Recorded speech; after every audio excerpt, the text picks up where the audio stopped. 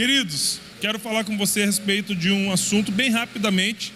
O tema é enganos que destroem o caráter de um líder. E a gente tem crescido, tem amadurecido. O Descende falou muito sobre maturidade, eu não sei se você pegou, né? Mas nós precisamos entender que se Deus está nos conduzindo para uma maturidade, para um novo ciclo, um novo momento, um novo nível, um nível maior de maturidade, é porque ao passo que a gente vai amadurecendo, coisas são confiadas a nós, amém?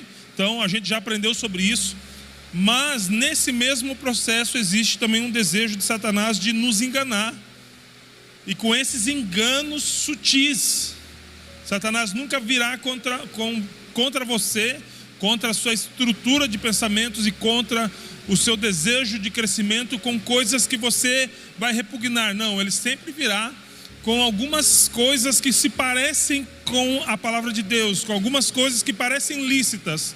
E é nesse momento que você precisa do Espírito Santo para entender que todas as coisas são lícitas, porém nem todas convêm. Então eu quero começar lendo um versículo aqui em Romanos capítulo 12, versículo 3. O pessoal lá do fundo está me ouvindo perfeitamente? Amém. Pois eu digo, Romanos 12, versículo 3. Pois eu digo, pela graça que me é dada, para todo mundo que está dentre vós, não pense de si mesmo muito mais do que deveria pensar, senão que pense com sobriedade. Outras versões falam com equilíbrio, porque quem não é sóbrio está ébrio, e o ébrio não tem equilíbrio. Assim como Deus tem dado a cada um uma medida de fé. Então nós vemos Paulo já indicando aos irmãos que entendam que todo mundo tem um conceito a respeito de si mesmo. Na verdade nós temos um conceito a respeito de várias coisas, e um preconceito a respeito de outras coisas. Mas nós temos um conceito a respeito de Deus, temos um conceito a respeito de nós, temos um conceito a respeito do próximo. E também o inverso é verdadeiro. Deus tem um conceito a nosso respeito, e as pessoas, o nosso próximo, também tem um conceito a nosso respeito. Mas como então deveríamos pensar a nosso próprio respeito? Com equilíbrio. Deus está no equilíbrio, amém? Deus está no equilíbrio.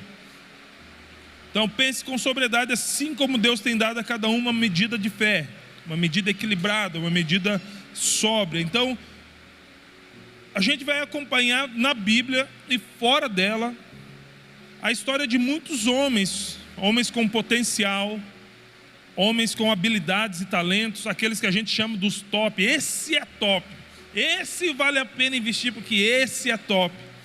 Pessoas com instinto de liderança nato.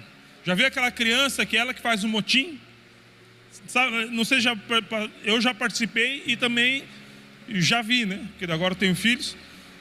Eu já participei do motim e também já vi crianças participando.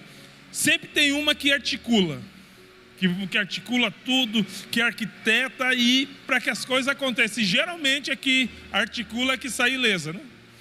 Porque ela também já articula também a fuga, né? Então existem crianças, você vê crianças com um instinto de liderança nato. Quando fala de nato, é natalino, algo que ela nasceu com ele, né? Creio que vale a pena a gente explicar. Só que pessoas com essas características, muitos desses grandes homens foram enganados por mentiras que eles acabaram acreditando a respeito de si mesmos. Eles foram enganados com coisas a respeito de si mesmos. E a Bíblia fala por mais de uma vez, não vos enganeis. Ou seja, existe a possibilidade da gente enganar a si mesmo. E isso tem uma participação direta do cão, quando ele vem falar no nosso ouvido na primeira pessoa. Daí o que ele fala, a gente imagina que é nossa, nunca tive uma grande ideia dessa. Imagina o diabo falando, né, na cabeça daquelas pessoas lá no Gênesis, né? Ou que tal fazer uma torre grande? Vamos fazer uma torre enorme, colocar o nosso nome no lugar mais alto. O que eles falaram? Façamos uma torre. Então, eles pensaram de si mais do que convém, sem equilíbrio. Então, é possível sim, grandes homens de Deus E eu estou diante de uma plateia com homens, mulheres, jovens e crianças de Deus, mas é possível nós colocarmos tudo a perder se a gente acreditar nos enganos e nas mentiras a respeito de nós mesmos. Então vamos falar de pelo menos 5 mentiras e enganos que podem derrubar ou comprometer o caráter de qualquer líder. Não é do líder fraco, é de qualquer líder. Primeiro, eu nasci assim e nunca vou mudar. Síndrome de Gabriela. Canta aí. Canta não. Existe um senso de teimosia quando alguma coisa vem para nos lapidar. Eu já ouvi casais dizendo: você me conheceu assim, por que você quer que eu mude? Uma vez eu conheci uma pessoa, não era a Thaís. Thaís foi a pessoa, então essa era uma pessoa. E ela fumava, eu nunca gostei de fumando, mesmo fumando. E eu fui falar para ela: que tal você parar de fumar? Você me conheceu fumando, eu não vou parar de fumar. Graças a Deus eu estava no mundo e o mundo passa, né? Mas muitas vezes a gente faz assim com o Espírito Santo. O Senhor me conheceu desse jeito, por que eu tenho que mudar? Eu sou assim, então eu não preciso mudar. Só monitorar o tempo do...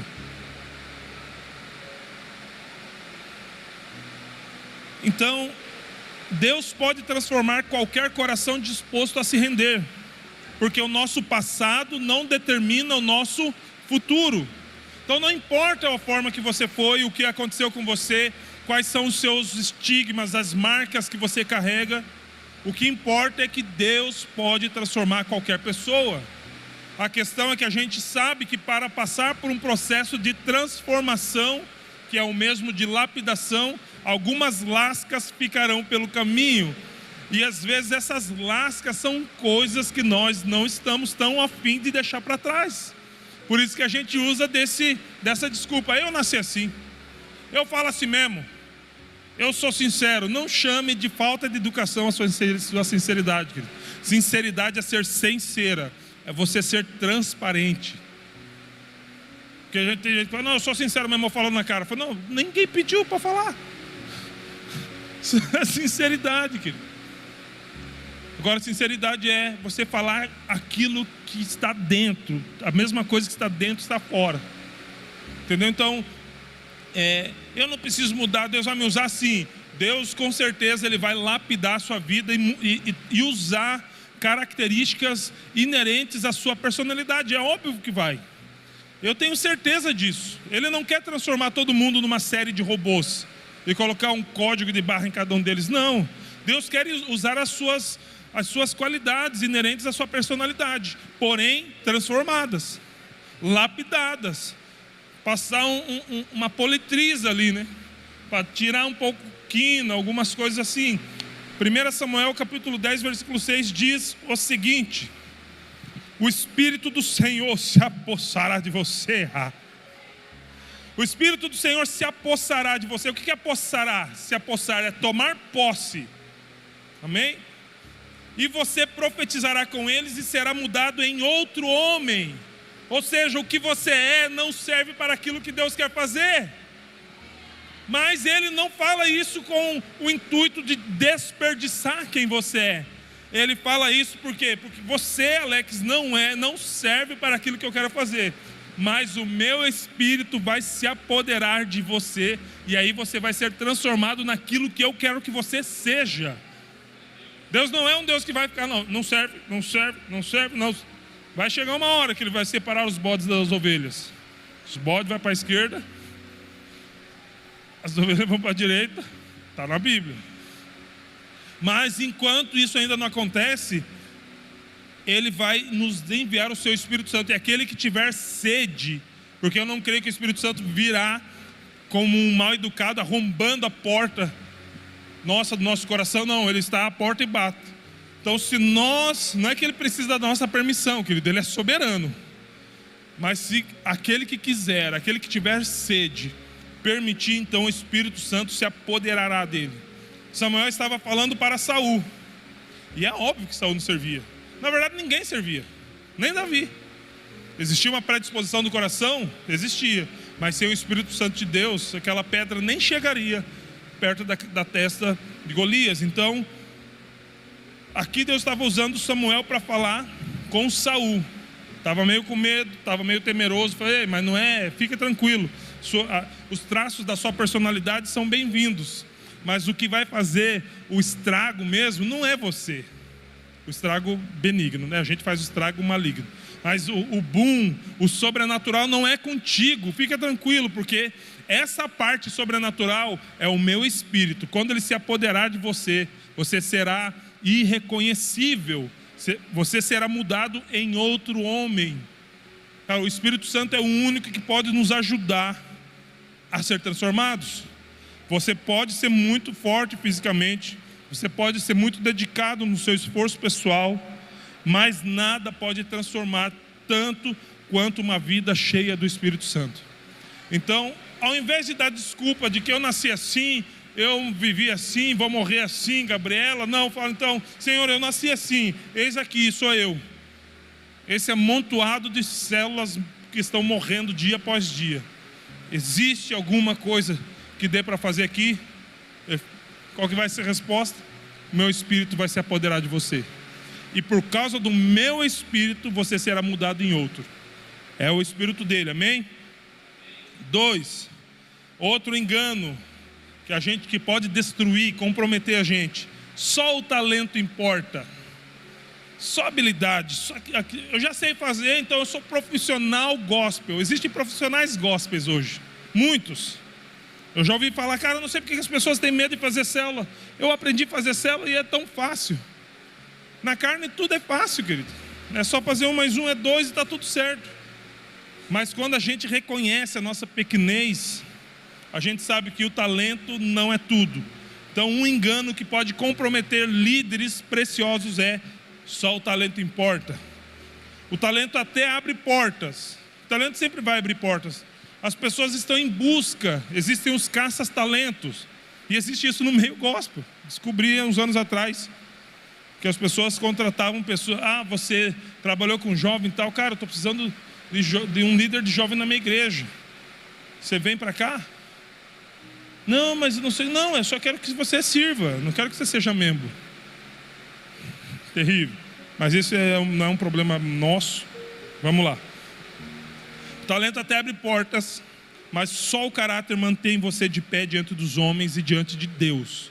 O talento ele vai te abrir portas, mas o que vai manter essa porta aberta é o caráter aperfeiçoado por Deus. Não é o nosso caráter humano. Não que isso não valha. Não que isso não valha, querido. Nosso caráter como pessoa vale e vale muito. Mas se você chegar sem Cristo Jesus, você chegar diante dos céus e falar: Senhor, posso entrar? Eu paguei minha conta em dia. Nenhuma das minhas palavras que eu falei caiu por terra. Eu honrei com tudo aquilo que eu disse. Deixa eu entrar no céu. Vai adiantar? Diz aí, crente. Não. Porque nós não somos salvos por obras. Mas o caráter, ele é imprescindível. Imprescindível. Mas o que nós estamos falando aqui é de um caráter também aprovado por Deus. Não basta apenas o nosso caráter, que precisa ser ilibado. E diga-se de passagem, ô geração de crente que deixa o caráter ser arranhado pelos desejos ou pelas coisas do mundo, ou por falta de responsabilidade e maturidade. 2 Timóteo capítulo 3, 2 Timóteo capítulo 3, versículo 14. Quanto a você quem? Timóteo. Permaneça naquilo que aprendeu e em que acredita firmemente, sabendo de quem você o aprendeu, e que desde a infância você conhece as sagradas letras, sagradas escrituras, ou a palavra de Deus, que podem torná-lo sábio para a salvação pela fé em Cristo Jesus. Timóteo, ele tinha um caráter, como um cidadão, como uma pessoa, um caráter natural. Ele tinha um caráter muito bom. Paulo até fala: não tenho ninguém para vos enviar a não ser Timóteo, porque todos os outros atentam para as coisas que são próprias de si mesmo. Ele atenta para as coisas dos outros. Isso é uma coisa que é de um excelente caráter, principalmente cristão. Só que não eram as habilidades que Timóteo tinha, e não eram poucas. Timóteo provavelmente no nosso meio seria aquele jovem que todas as mães queriam ele como seu genro. E os pais também. E as solteiros também. Porque lá na igreja não é igual no mundo, amém? Essa irmã solteira, que pena que, tomara que estejam ouvindo online. Lá no mundo, elas escolhem o mais encrenca, o que menos presta, né? Aquele risco, aqui uma Juliette, um reloginho do Ben 10, e daí quando se estrepa todo com isso, daí vai em busca do certo. As irmãs da igreja não, as irmãs da igreja o critério delas está em Cristo, porque elas estão tão escondidas em Cristo que somente aquele cara que está andando em Cristo que vai poder te encontrar, amém? Nem que seja pela fé, amém? Aleluia. Então, as características, as habilidades de Timóteo não eram suficientes para ele continuar sendo quem ele precisava ser. Então não há possibilidade de ter um caráter aprovado sem que ele seja provado. E o nosso caráter não será provado com base nas nossas habilidades, com base no nosso, na nossa expertise, no nosso talento. Se a gente olhar aqui, tem muitas pessoas talentosas de várias coisas. Alguns sabem fazer uma coisa bem, outros sabem fazer muita coisa bem. Que dá raiva, não dá? Daquele cara que o cara sabe fazer tudo, cara. Você pergunta, cara, eu preciso de alguém para fazer isso, eu sei fazer. E eu preciso fazer outra coisa, eu sei fazer. Deixa comigo.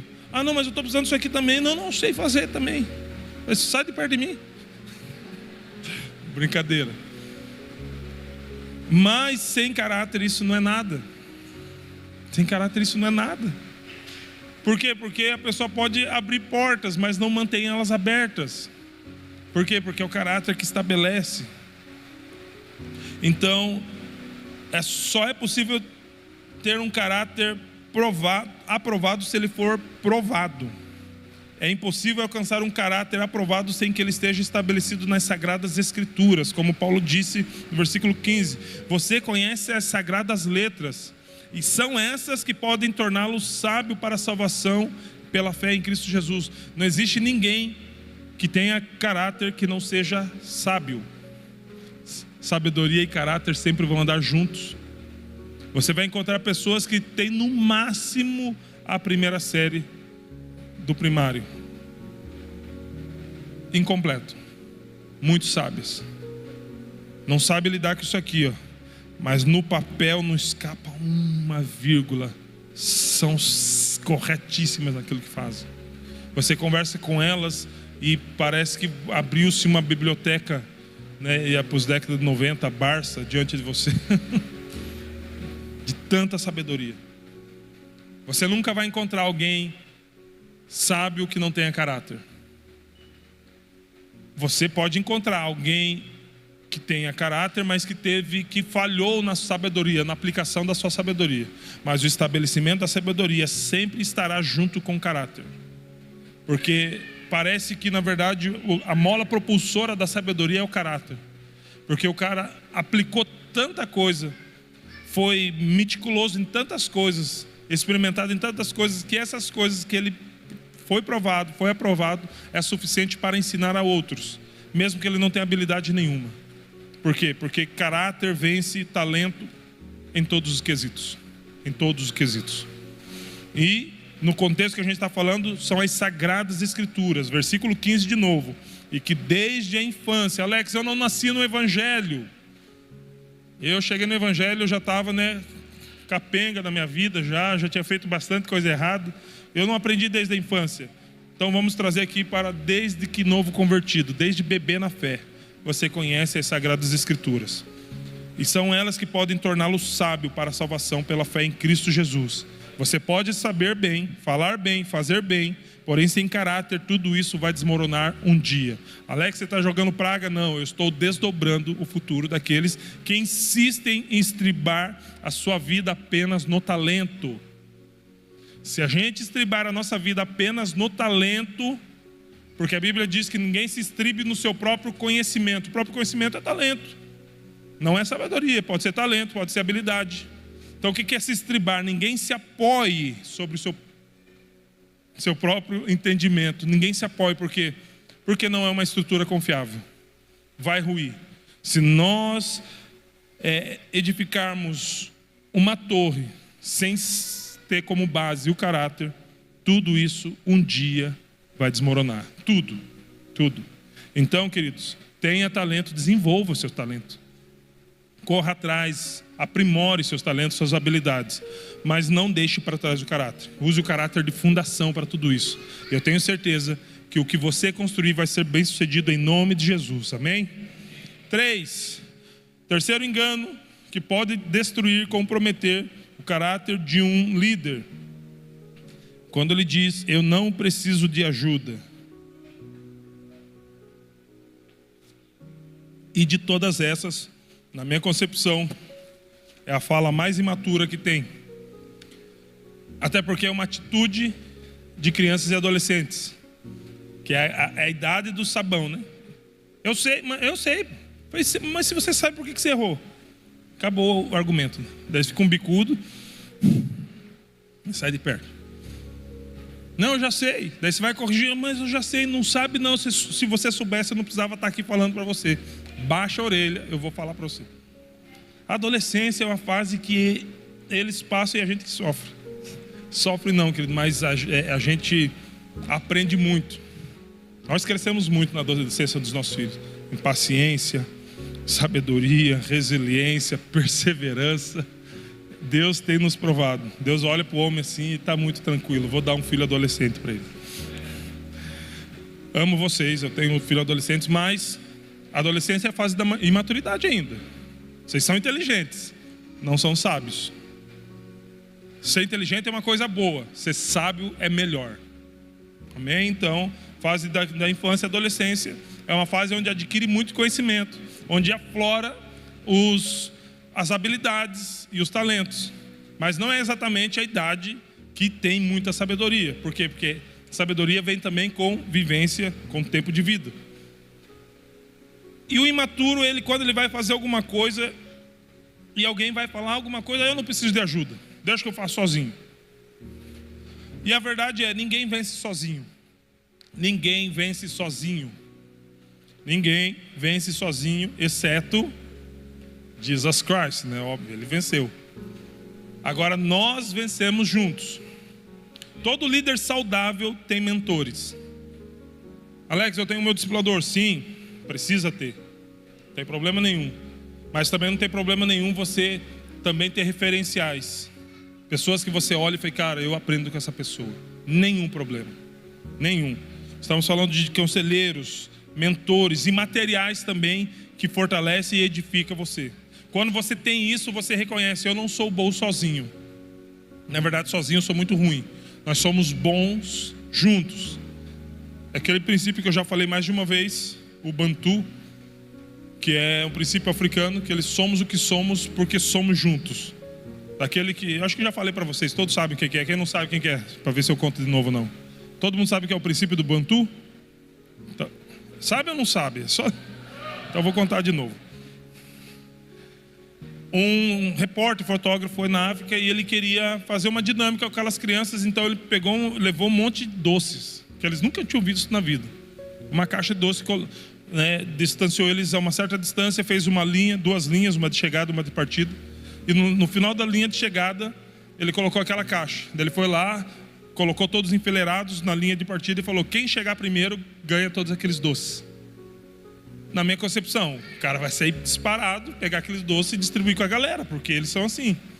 Mas não. Na hora que o cara falou, pode correr, eles pegaram um na mão do outro e saíram correndo juntos. Somos o que somos porque somos um. É um princípio deles. E cara, isso nos ensina muito.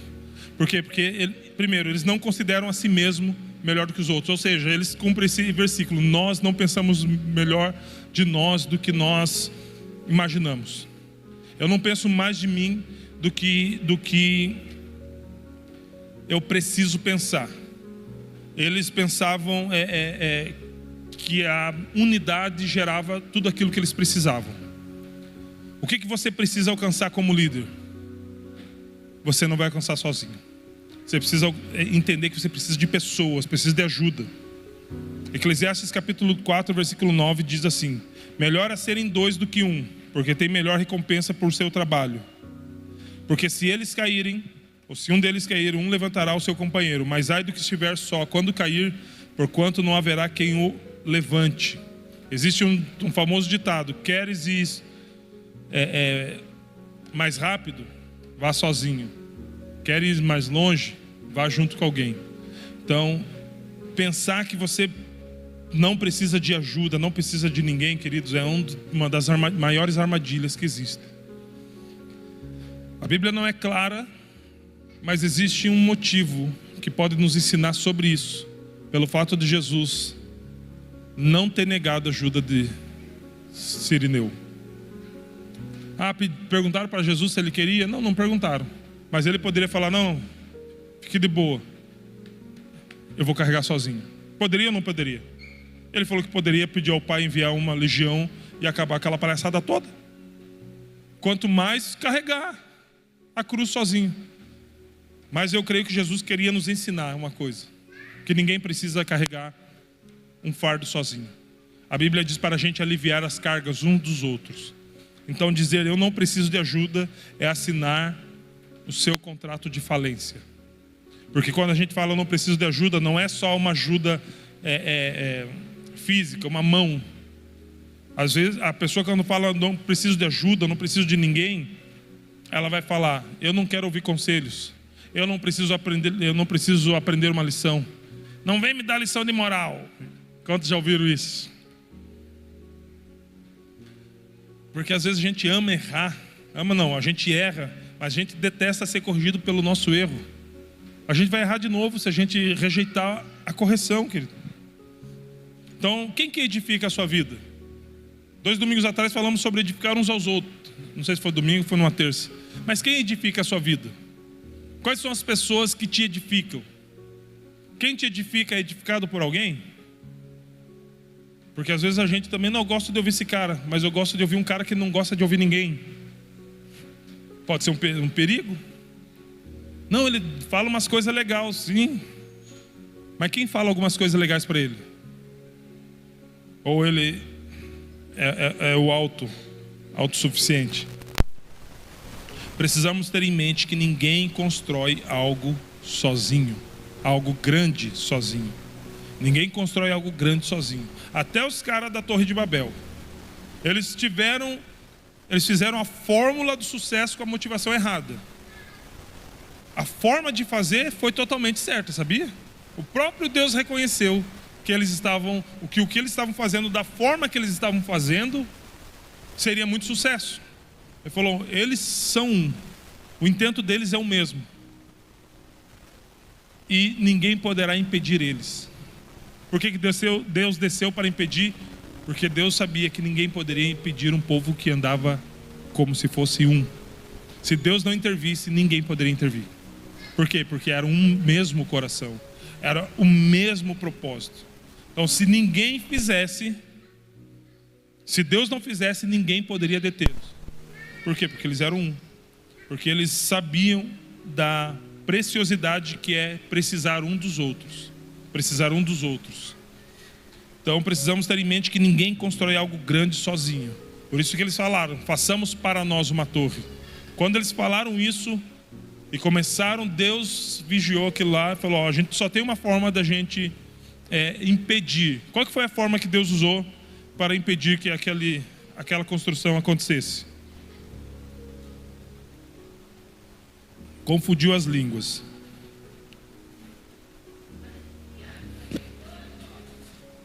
E o que é confundir as línguas? Confundir a comunicação. A Bíblia diz: como andarão dois juntos se não estarem de acordo? Se você não consegue se comunicar, entrar em acordo com alguém, como você consegue construir algo com esse alguém? A comunicação, ela nos conecta.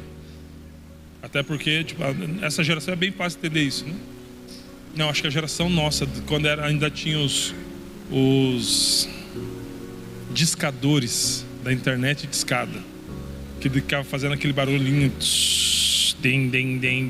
Daí quando conectava, ele estabelecia conexão. Ele estabelecia uma comunicação. Vocês nem sabem o que é isso, porque vocês clicam e já aparece.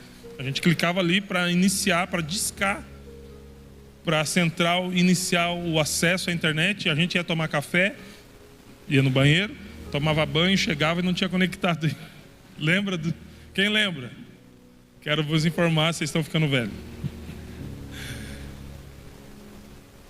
Então, a comunicação, ela é exatamente dessa forma. Deus cortou a comunicação. Cortando a comunicação, não existia conexão. Sem conexão, eles não poderiam entrar em concordância. Olha como Deus nos ensina que a única forma de a gente ser um povo forte é estar conectados e comunicando uns com os outros. A própria Bíblia diz: comunicai-vos uns com os outros nas suas necessidades. Então, isso é muito, muito importante. Entender que precisamos de ajuda. Não somos autossuficientes, somos membros de um mesmo corpo, mas não somos os mesmos membros. A mão, ela é uma das partes mais fortes, né? Pelo menos a pegada, na verdade, é o único membro que pega, que consegue fazer aperto. Só que ela não é nada sem o braço e sem o antebraço. Se ela não estiver conectada nos outros membros. Imagine se o braço estivesse conectado direto na cabeça. Ia aparecer aquele bichinho do Mega Mania. Porque a formação do próprio corpo nos ensina a depender um dos outros. Qual que é talvez, acho que o membro mais forte é a perna, né? Provavelmente eu acho que a coxa é mais forte do que a perna em si. Mas sem a perna, sem a parte de baixo, tíbia e mais esqueci o nome do outro. Sem essa parte aqui, qual que é a utilidade da coxa? Você já fazer um leg press só com as coxas, não tem como. Caminhar só com prótese, mas daí você precisa colocar algo no lugar. Então a questão não é o quanto um membro é forte, é se ele está conectado, é se ele entende que precisa um do outro. A dinâmica, a beleza do corpo humano nos ensina que, indiferente da sua função, você só é útil se você estiver conectado, se você estiver ligado ao corpo através daquele membro que te liga ao corpo. O minguinho parece que não serve para nada, né? Os irmãos mais machos, ele serve para levantar quando você toma chá. Perde ele para você entender qual é a utilidade dele. O minguinho do pé parece que ele só serve para bater no móvel. E quem sabe talvez seja essa a função dele. Pelo menos ele guarda o quarto dedo.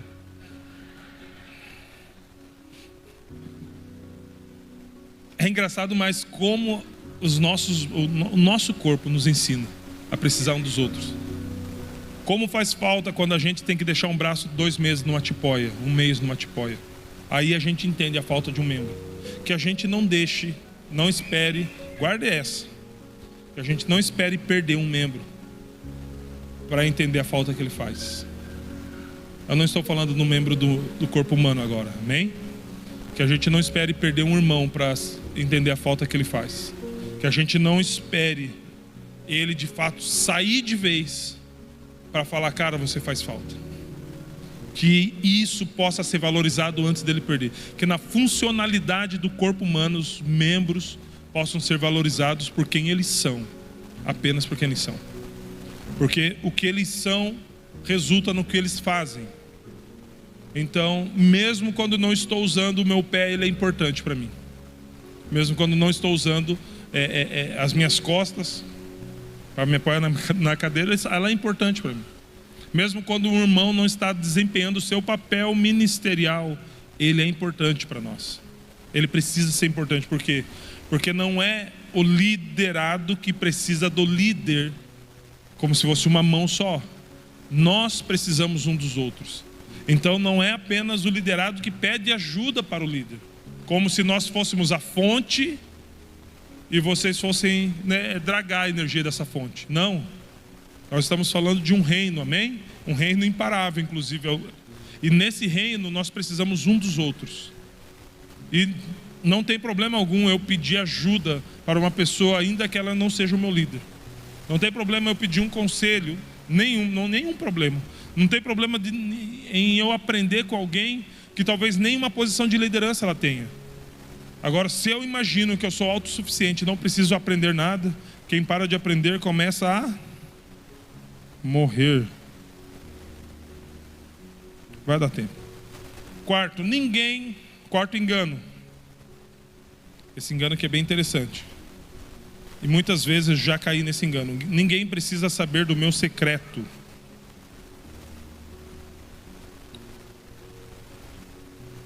Quem já sofreu com isso alguma vez? Eu já sofri. Porque eu acabo sofrendo, né? Achando que ninguém precisa saber do meu secreto. Eu não sou transparente. E aí eu sofro sozinho. O que você esconde hoje pode derrubar seu ministério amanhã. O caráter é tratado na luz, não na escuridão. Vou repetir para você que não ouviu. O que você esconde hoje pode derrubar o seu ministério amanhã. O caráter é tratado na luz, não na escuridão. Tiago, capítulo 5, versículo 16. O pastor Eibe fala muito sobre esse versículo. Confessai as vossas culpas uns aos outros e orai uns pelos outros, para que possais ser curados. A oração eficaz e fervorosa de um homem justo vale muito, ou vale muito em seus efeitos. A gente tem o entendimento naquele contexto de que, para que eu confesso? Alguém de uma fé igual ou superior à tua, caso você não tenha um discipulador. Mas se você tem um discipulador, você já tem um lugar seguro. Eu creio que ele é um lugar seguro, amém? Alex, o meu discipulador ele não é um lugar tão seguro assim. Pode acontecer? Pode. O que eu devo fazer? Vai conversar com ele. Coloque na mesa. Alex, eu coloquei, não deu boa. Procure o líder dele, o discipulador dele. Por que precisa conversar com ele? Porque é a ocasião de que talvez ele esteja precisando de você. Ele só não pediu ajuda. Mas existe uma necessidade de ele aprender contigo naquela situação. Então é a situação onde você chega e fala, cara, eu preciso abrir um jogo com você. Eu abri meu coração uma vez e, cara, não foi legal porque eu vi você comentando isso. Você deu a entender, você não falou claramente, mas você deu a entender e a pessoa sabe que sou eu. E eu não me sinto mais seguro em abrir com você. E eu estou falando isso com respeito, cara. Eu não estou falando aqui como se fosse um maioral e botando você para baixo, mas estou falando com respeito, cara. Amo você em Cristo. Aprendi muita coisa com você, mas isso não foi legal. Posicionamento do discipulador dele, cara, me perdoa, não tive essa intenção. Quis dar um exemplo, só que exagerei no exemplo e dei nome aos bois sem falar o nome. Vou reparar isso, amém? Vou reparar isso, vou lá. Não queria ter feito, minha intenção não foi prejudicar você, não foi expor você, mas eu fiz, mas não foi a minha intenção. Me dê mais uma chance, cara, vamos continuar caminhando junto. Sei que Deus tem muito para fazer na minha vida, através da sua vida também. Eu aprendo com você, mas me ajuda, cara. Me dê uma chance. Se você me perdoa e confia em mim, vamos continuar junto, em discipulado. E o cara, não, fechado, cara. Poxa, eu nem sabia que você ia ter essa atitude assim. Pensei que você ia negar. Fique capaz, cara. Por que negar? Não tem nenhum super-herói aqui, não. Mas você falou que você vai corrigir, como é que você vai fazer? Não, eu vou conversar com o irmão, como falei. Vou pedir perdão para ele, porque eu acabei usando mais os meus argumentos até do que a Bíblia, para tentar ensinar ele.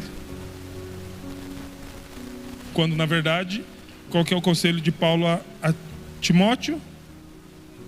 Você conhece as sagradas letras que podem torná-lo sábio para a salvação. Os nossos argumentos podem ser muito úteis, sim. As nossas experiências podem ser muito úteis, sim. Sem a palavra de Deus é só falácia. Sem a palavra de Deus, porque é a palavra de Deus que produz alguma coisa. É o ouvir e ouvir pela palavra, como aprendemos na semana passada. Aí o nosso testemunho, pessoal, ele não vai agregar a palavra, porque a palavra é suficiente, mais afiada do que espada alguma. Ela não precisa de ajuda. Quem precisa de ajuda é o discípulo e o discipulador. Então o meu testemunho, os meus argumentos e a minha experiência serão como se fosse um desenho para ele entender. Vou desenhar para você. Isso que aconteceu na Bíblia, aconteceu comigo. Vou desenhar para você em forma de testemunho para você entender. A Bíblia não precisa de ajuda. Ela é inerrante, inegável e infalível. Como disse Não, como diz a própria Bíblia, mas o Kamikami canta isso mesmo. Amém? Então, até... no contexto da... E aí, resolve. Se o irmão fala, não, irmão, vamos crescer junto. Ou ele vai falar, não, cara, beleza, te perdoo, mas não consigo mais, não sinto segurança. Não sei, resolve. Conserta, se humilha, pede perdão. O que foi ofendido, perdoa de verdade. Não vai, não, eu te perdoo. O Neco fica falando para os outros, dos pecados da gente. Isso não é perdão. Isso não é perdoar. Precisamos aprender a se arrepender como uma verdadeira igreja e a perdoar como Deus. Aí as coisas dão certo. Amém? Mas vamos lá, porque é nessa linha. Vamos ler de novo para a gente ficar afiado. 5,16 de Tiago. Confessai as vossas culpas uns aos outros e orai uns pelos outros para que possais ser curados. A oração eficaz e fervorosa de um homem. Fervorosa eu já imagino. Pastor João orando, dando aquela levantadinha assim. Deus! Arrumadinha no óculos. Fervorosa de um homem, oração eficaz e fervorosa de um homem justo vale muito. O intuito da confissão, querido, é a sujeição à restauração. A pessoa que ela confessa, ela está se sujeitando a uma restauração através de oração e mudança de hábitos. Como assim oração? Eu vou lá, procuro o Lauro, confesso os meus pecados. Ele ouve os meus pecados, ele ora junto comigo, ora por mim e está tudo resolvido, amém? A Bíblia diz que a oração é poderosa ou vale muito. Ela vale muito, mas não vale tudo. Por quê? Porque eu preciso abandonar o hábito. Ore por mim. E eu não estou a fim de abandonar os velhos hábitos. Vai adiantar alguma coisa? De forma alguma. Então, precisa sim saber do meu secreto. Quem pode me edificar nas minhas quedas? Quem pode colocar tijolos aonde estavam entrando as raposinhas?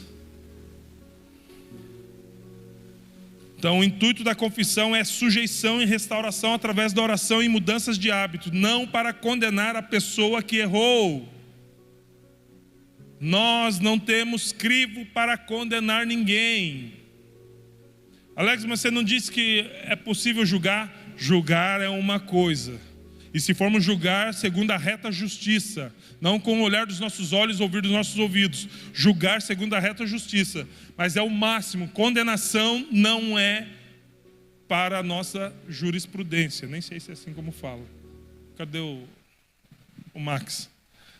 Não está na nossa jurisdição condenar. Podemos julgar atitudes, sim. Condenar pessoas não é com a gente. E existe uma diferença. Então, queridos, se você é da turma do não julgueis, me perdoe. Nós temos possibilidade, sim, segundo a reta justiça. Porque é segundo a reta justiça que se eu julgar, eu vou ser julgado. Se eu julgar errado, vão pegar uma medida, assim como eu julguei, vão me julgar também. Então, julgamento existe, vai existir sempre e não é proibido. Agora, condenação, aí não. Aí jamais. Não, você está fazendo isso? Você está torcendo para o Palmeiras, você está condenado ao inferno, cara. Nem adianta vir mais para a igreja que não tem mais salvação para você. Eu ouvi isso, não por causa do Palmeiras, é óbvio, né? E não foi nessa igreja também, porque eu nem morava em Guaratuba. Mas aconteceu uma situação de uma irmã muito abençoada, falou, ixi, nem adianta ir mais para a igreja, já está condenada. Não temos esse poder e nem essa autoridade. E mesmo que a gente declare, não vai acontecer nada com a pessoa que a gente declarou que vai estar condenada, mas conosco, que achamos que somos o juiz, aí lascou-se, lacoste. Obviamente muitos caem nos mesmos erros, continuamente, né? Daí é aquela, né, quando a gente ouve, dá aquela... entra numa meditação, porque é 15ª vez da mesma confissão. Mas na verdade, cara, quando existe essa confissão repetitiva, sabe o que acontece? Nem tem mais arrependimento. E confissão sem arrependimento é furada, é mente cauterizada, porque virou, fugiu o nome, iniquidade. Cauterizou a mente. Tudo que é cauterizado não sai e não entra mais nada. Não sai e não entra. Não tem como haver convencimento, não tem como sair arrependimento. Mas eu sei que não é o caso nosso, amém, em nome de Jesus. Mas precisamos entender que se eu me arrependi, precisa haver uma predisposição em colocar o arrependimento, em validar o arrependimento. Como eu valido o arrependimento? Provérbios 28, 13. Quem cobre as suas transgressões jamais prosperará, mas o que confessa alcança a misericórdia. É só o que confessa? O que confessa e o quê? Confissão sem abandono não é transparência. Nós não somos transparentes quando nós falamos tudo. Cara, falei tudo, rasguei o verbo, eu não tenho papo na língua mesmo. Tá aqui, ó, eu sou assim. Só que ser assim, falar tudo a respeito da sua vida sem arrependimento não é transparência, querido.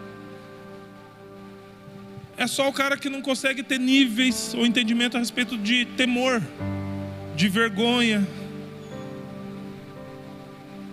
Adianta eu ser totalmente transparente com o meu discipulador, mas não me arrepender? Até porque antes de confessar o meu discipulador, porque para ele eu não preciso de perdão dele, eu preciso da oração dele, eu preciso ir para o meu Deus, me lembrei do Tiago, e me arrepender diante de Deus, pedir perdão diante de Deus, e aí sim ir para o meu discipulador e falar, cara, eu sou um Dharme mesmo, como dizia o pastor Michel. Eu sou a mosca do cocô, da mosca, do cavalo, do bandido. Porque, cara, eu me sinto assim, eu fiz isso, cara, eu estava orando a Deus, eu fiquei com vergonha de olhar para cima, cara. Como estava naquela oração que fez aquele camarada lá e o publicano e fariseu. Era publicano e fariseu, eu me esqueci. Que um batia no peito e o outro não tinha coragem de olhar para cima.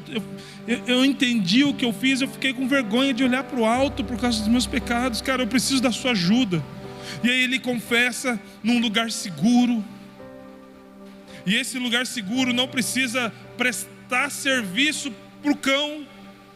Você é um merda mesmo, cara. Você não tem mais jeito, você não tem jeito. Quanto tempo estou te falando para você fazer, você não faz, olha aí o que dá. E ainda jogando fora o meu tempo. Se tem umas 5, 6, 7 vezes, cara, entrar nessa linha até vai.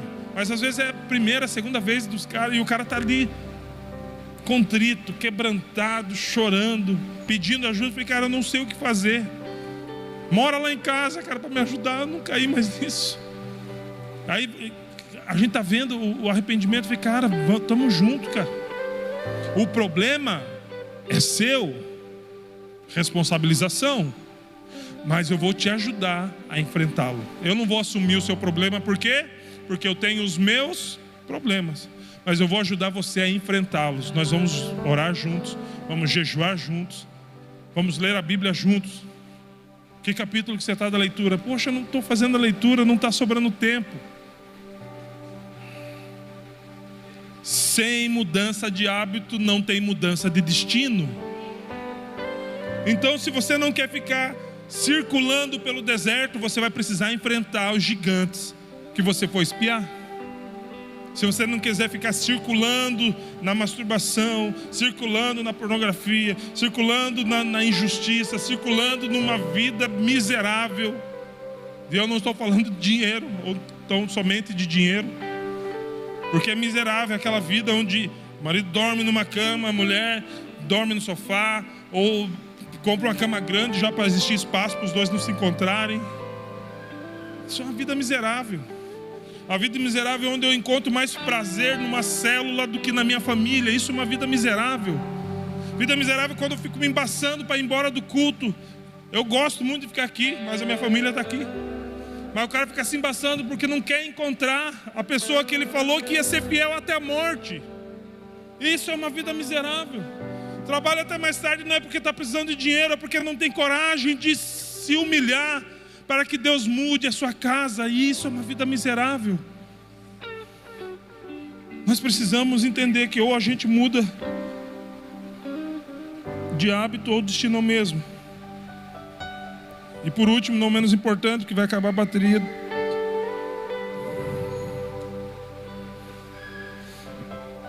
Eu tenho tempo para mudar. Eu até vou mudar, mas vou mudar depois.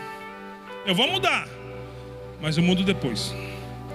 Cada dia sem transformação aprofunda raízes que depois são muito mais difíceis de arrancar. Conecta aqui, não, lá naquele meio lá. Fazendo favor. Era para eu ter arrancado uma árvore da frente de casa há 5 anos atrás.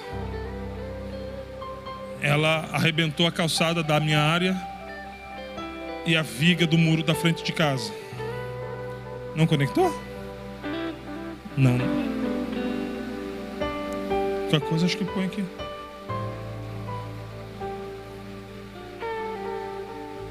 Deu. Daí eu deixei a árvore de um tamanho, vou ter que cortar mais ela e ainda cortar na terra as raízes, porque ela continua brotando. Se coloque de pé, por gentileza. Tudo que eu deixo para depois fica maior, fica mais difícil, e talvez a gente nem tenha mais tempo de mudar. O que você precisa mudar, não deixe para depois. Hebreus capítulo 3, versículo 7, versículo 8, 13, 14 e 15. Portanto, como diz o Espírito Santo, se ouvirdes amanhã a sua voz, é amanhã que diz? É hoje. Se ouvirdes hoje a sua voz, não endureçais o vosso coração, como na provocação no dia da tentação do deserto. Versículo 13. Antes, exortai-vos uns aos outros todos os dias, durante o tempo que se chama ontem, hoje, para que nenhum de vós se endureça pelo engano do pecado. Porque nos tornamos participantes de Cristo, se retivermos firmemente o princípio da nossa confissão até o fim. Mas nós só conseguiremos manter até o fim se começarmos hoje. Versículo 15. Enquanto se diz, se ouvirdes a sua voz, não endureçais os vossos corações, como na provação, ou como na provocação, que os filhos de Israel provocaram a Deus. Mesmo Deus está falando, vai dar, eu que vou dar, já está ganha, só vão. Não dá para nós. Geazi teve tempo de mudar. Geazi teve bastante tempo de mudar. Naamã já estava longe. Ele poderia ter calmado seu coração, mordido a mão, contado até 1000, bebido 7 litros da água. Mas o que ele foi? Foi atrás dos caras, porque os olhos deles não estavam no alto, os olhos deles estavam nas coisas daqui. E aí foi lá mentir pro cara. Então, eu acho que o meu discipulador, meu líder, ele falou que não precisa de nada, mas chegou para nós os mancebos e a gente precisa de algumas coisas. Então ele levou algumas coisas em nome do seu discipulador, sem teu discipulador ter pedido, seu líder ter pedido. O líder ora, meu espírito não foi contigo, cabeção? A praga que estava nele vai se apegar em você. Ele viu coisas poderosas, tinha potencial para ser um grande homem de Deus. Por quê? Porque ele era discípulo de quem? De Eliseu. Eliseu era discípulo de quem? De Elias. Eliseu era poderoso em obras, por quê? Porque ele pediu porção dobrada do espírito de Elias. Se Geazi, é da Bíblia, pede dobrado do que tem sobre Eliseu, ele ganha 4 vezes mais que tinha Elias. Mas ele se perdeu por quê? Porque ele deixou para depois. Saul teve tempo de mudar, deixou para depois, deu ruim, deu muito ruim, mas muito ruim mesmo. Das várias vezes que deu ruim, é geral, Saul. Passa a régua geral. Daí ele chegou, fez o que a gente mandou, que Deus falou, fiz. Que balido é esse que eu estou ouvindo? As ovelhas para a gente sacrificar para o Senhor. Ele pegou as desculpas e a desobediência dele, quis colocar no altar de adoração. Deu ruim para ele. Judas teve tempo de mudar. Se assentou à mesa com Jesus, Jesus lavou os seus pés. Ele lavou os pés antes da ceia, então Jesus lavou os pés de Judas. Mas deu ruim para Judas.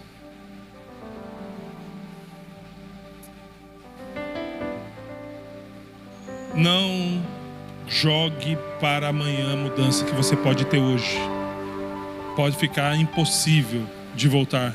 Quanto mais a gente caminha na estrada do erro, mais longe fica para a gente acertar as coisas. E o engano bônus, o engano extra aqui, achar que por não ser líder não precisa combater esses enganos. Ufa! Ainda bem que isso é só para líder. Você está aqui, querido. Nessas horas ninguém fala, ainda bem que eu vim. Pois é. O tempo é hoje para reconhecer a necessidade de mudança. Feche seus olhos.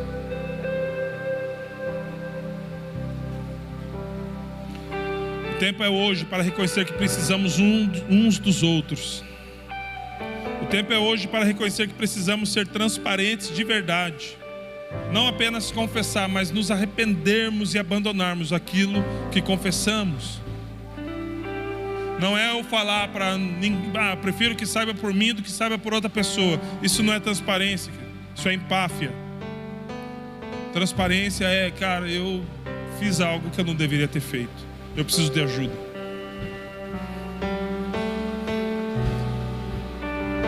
E a verdadeira transparência vai levar ao reconhecer que precisa de ajuda. Reconhecer que é o caráter que vai validar a minha habilidade e o meu talento. Não é o contrário. Não é o talento que valida a minha habilidade. Não é o talento que valida o meu caráter. É o caráter que valida o meu talento. Senhor Deus, nós estamos aqui, Pai, glorificando o seu santo nome, Senhor Deus. Pai amado, nós não queremos cair no engano de pensar de nós, Pai, mais do que convém. Por isso pedimos, Pai, nos dá um equilíbrio, espírito de equilíbrio, de moderação. Senhor Deus, nós não queremos também basear a nossa fé e a nossa conduta naquilo que os outros pensam a nosso respeito. O nosso interesse está naquilo que o Senhor pensa ao nosso respeito. A sua palavra diz que bem sei os pensamentos que eu tenho a vosso respeito, pensamento de paz e não de mal, para vos dar o fim que desejais. Porque os meus pensamentos são mais altos que os vossos pensamentos, e os meus caminhos mais altos que os vossos caminhos. Senhor Deus, que possamos nos basear naquilo que o Senhor pensa ao nosso respeito. É o conceito que o Senhor tem sobre nós que nós queremos nos basear, Pai. Nós não queremos pensar nem além, nem menos a respeito de nós mesmos, Pai. Nós não queremos ser desequilibrados nessa jornada. Nós queremos ser centrados no equilíbrio do Senhor, Pai. Deus, em nome de Jesus, trabalhe o nosso caráter. Trabalhe em nosso ser, Pai amado. Senhor Jesus, nós não estamos aqui construindo uma reputação, Pai. De nada nos vale uma reputação. Mas que a nossa vida possa glorificar o Senhor em todas as áreas. Senhor, pouco importa o que pensam ao nosso respeito, mas muito importa como pensam ao seu respeito quando nos veem, quando falamos, quando caminhamos, quando vendemos, quando compramos. E nos perdoa, Pai, quando o seu nome não foi glorificado através da nossa conduta, por causa do nosso caráter falho. Senhor Deus, prova-nos o caráter, Pai. Queremos ser aprovados pelo Senhor, Pai amado. Queremos, Senhor Deus, ser avaliados pelo Senhor, Deus. E sabemos que se formos aprovados pelo Senhor, seremos aprovados também diante dos homens, Pai. Pelo menos diante daqueles que confessam o seu santo nome. Trabalhe, Senhor, nosso coração, trabalhe nossa vida, trabalhe nosso caráter, Pai amado. Que possamos estar inclinados para essas verdades, Pai. Que esses enganos não façam parte da nossa vida. Pelo contrário, Senhor Deus. Que possamos sim, Deus. Que possamos sim, Pai amado, mudar hoje, não mudar depois.